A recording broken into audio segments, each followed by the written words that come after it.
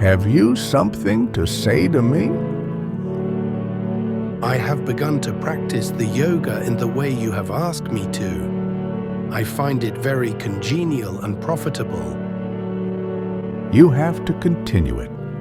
What you know generally as yourself is only the surface being and its superficial workings.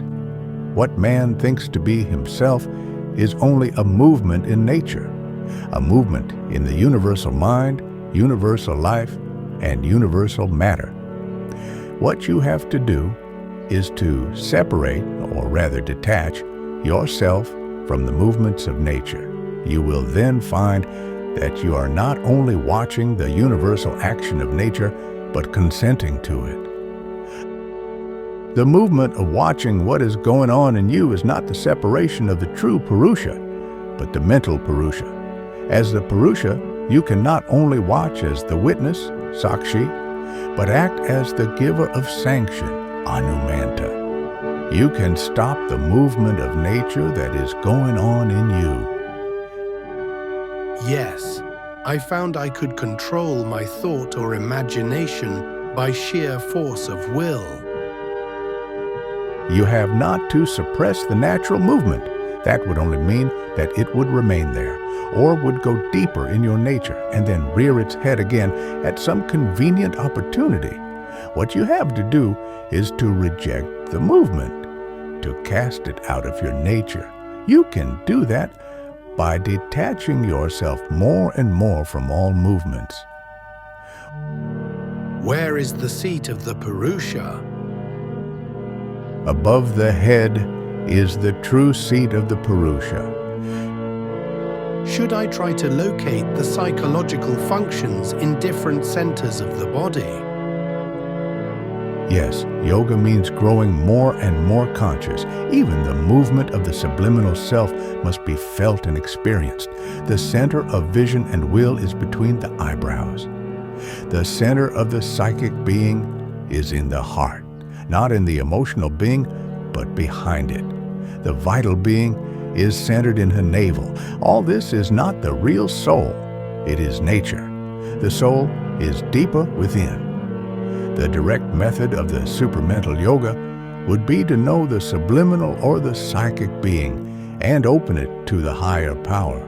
But it is a drastic method, and if the Adhar is not pure, then it would lead to a mixture of truth and falsehood, of what comes from above and what comes from below. And such a state is dangerous. In certain cases, you need not take up that method, but this preparatory practice, which is regarded as very high in other yogas, is really the first essential step in the Supramental Yoga.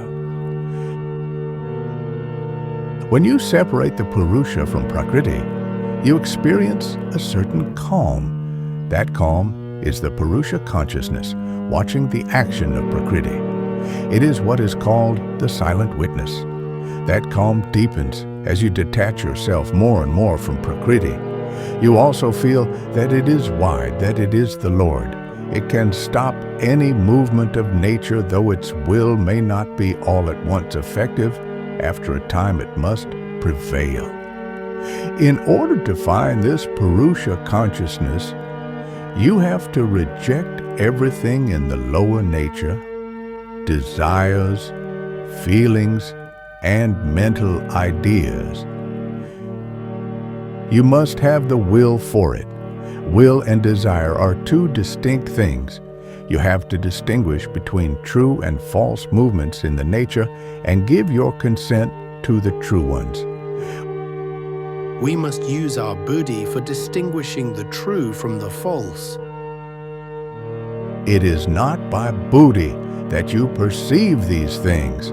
It is by an inner perception or vision.